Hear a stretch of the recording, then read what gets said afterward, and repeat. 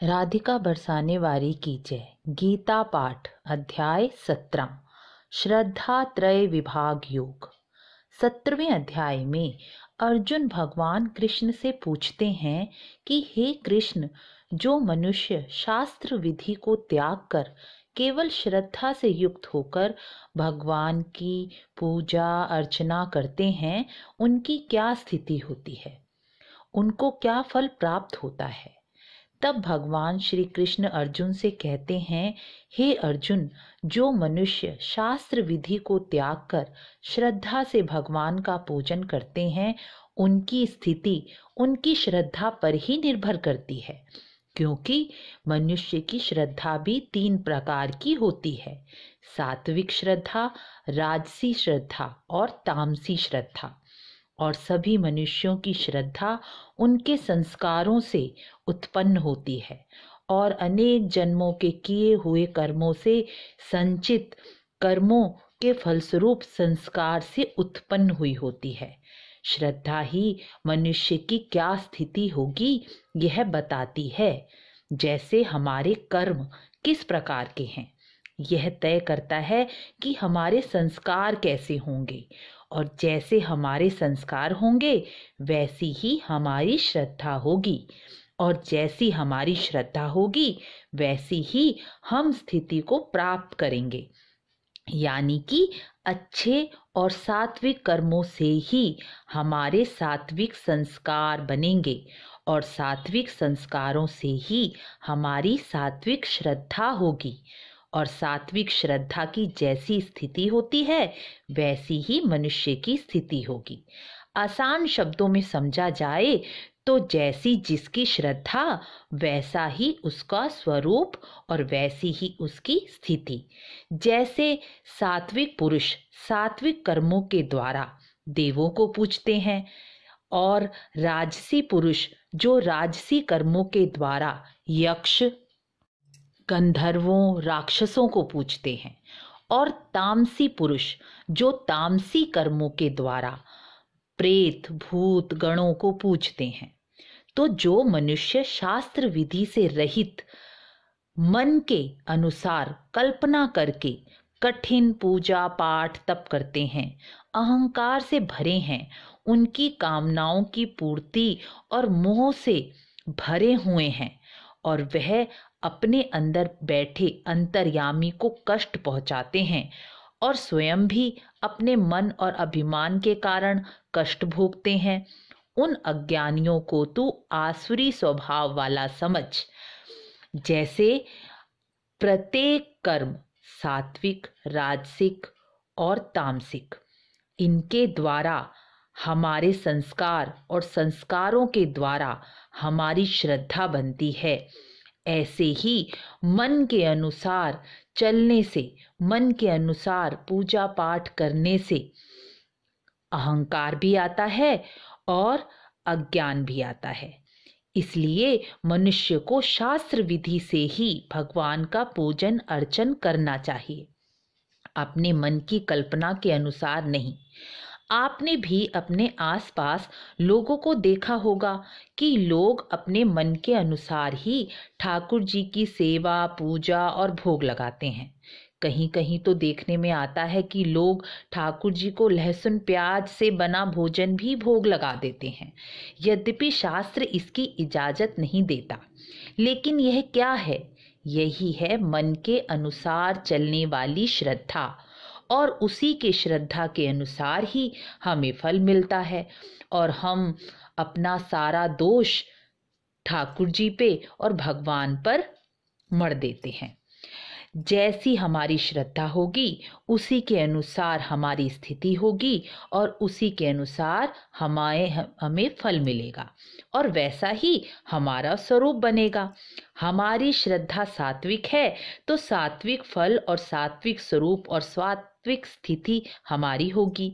हमारी श्रद्धा राजसी है तो यानी हम केवल भौतिक सुखों और अपनी कामनाओं की पूर्ति के लिए ही भगवान का पूजन और सेवा करते रहेंगे, तो हमारी स्थिति भी राजसिक ही होगी, और हमारा जन्म मरण का चक्कर ऐसे ही चलता रहेगा।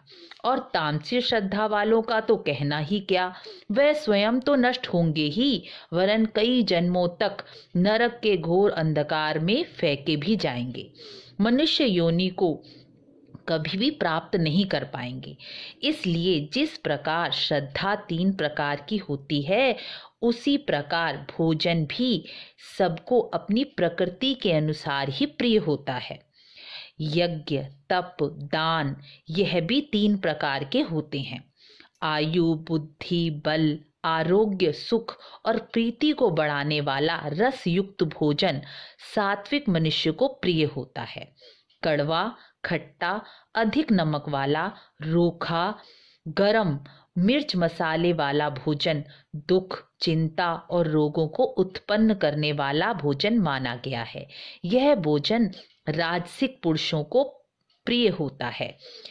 और जो भोजन अधपका, दुर्गंध युक्त, बासी, अपवित्र, मांस, मदिरा जैसा भोजन, अपवित्र भोजन तामसिक पुरुषों को प्रिय होता है। हे अर्जुन, यज्ञ शास्त्र विधि से किया जाए तो निष्काम भावना और सर्वे भवन्तु सुखिनः की भावना से किया जाए, वह यज्ञ सात्विक यज्ञ है। जो यज्ञ किसी कामना के उद्देश्य और अपने को श्रेष्ठ दिखाने के उद्देश्य से किया जाए, वह राजसिक यज्ञ है। और जो यज्ञ शास्त्र विधि से रहित, अन्न दान के बिना, दक्षिणा के बिना, मंत्रों के बिना, श्रद्धा के बिना किसी जीव की हिंसा करके किया जाए, वह तामस यज्ञ है। आगे श्री कृष्ण कहते हैं कि हे अर्जुन, देवता, ब्राह्मण, गुरु और ज्ञानी जनों का पूजन, उनकी सेवा, यह शरीर संबंधी तप है। यह शरीर से किया जाता है। जो मनुष्य प्रिय और हितकारी वाणी बोलता है, सत्य बोलता है, वेद शास्त्र को पढ़ता है, भगवान के नामों का जप करता है, वह वाणी संबंधी तप करता है।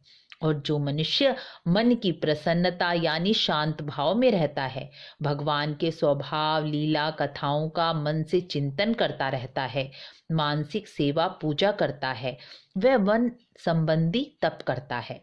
यह 3 प्रकार के तप सात्विक तप कहे जाते हैं।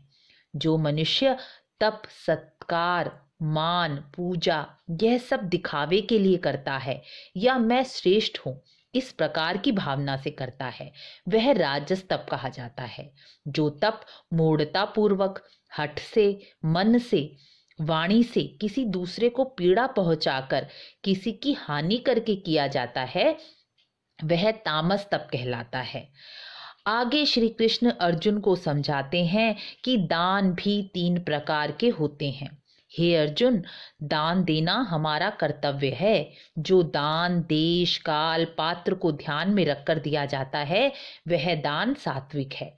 जो दान क्लेश पूर्वक किसी कामना की पूर्ति के बाद सांसारिक कार्य सिद्ध करने की आशा से दिया जाता है, वह राजसिक दान कहलाता है।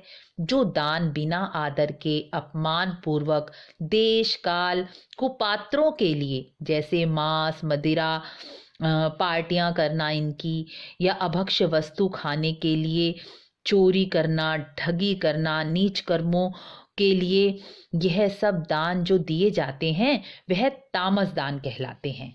हे अर्जुन, अब सुनो। ओम तत्सत, यह 3 प्रकार का सच्चिदानंद घन ब्रह्म का नाम कहा गया है। ओम से सारी सृष्टि, ब्राह्मण, वेद उत्पन्न हुए हैं। इसलिए ब्राह्मणों और वेदों के द्वारा किए गए यज्ञ, दान, तप रूप क्रियाएं सब भगवान की ही हैं और सब में परमात्मा हैं।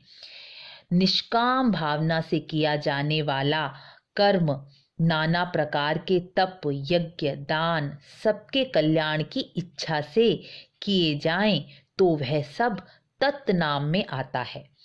और सत शब्द का प्रयोग उत्तम कर्म, सत्य, यज्ञ, तप, दान में आता है। इसका अर्थ यह हुआ कि वह परमात्मा ही सत्य है, बाकी सब असत्य। उस सत्य रूप परमात्मा के लिए किया गया यज्ञ, तप, दान, कर्म, यह सब सत है, बाकी सब असत। इसलिए मनुष्य को चाहिए कि वह परमात्मा के नाम का जप व चिंतन करता हुआ निष्काम भाव से शास्त्र विधि से नियत किए हुए कर्मों के द्वारा अपनी श्रद्धा सात्विक बनाए और अपना कल्याण करे। इस प्रकार गीता का 17वां अध्याय पूर्ण हुआ।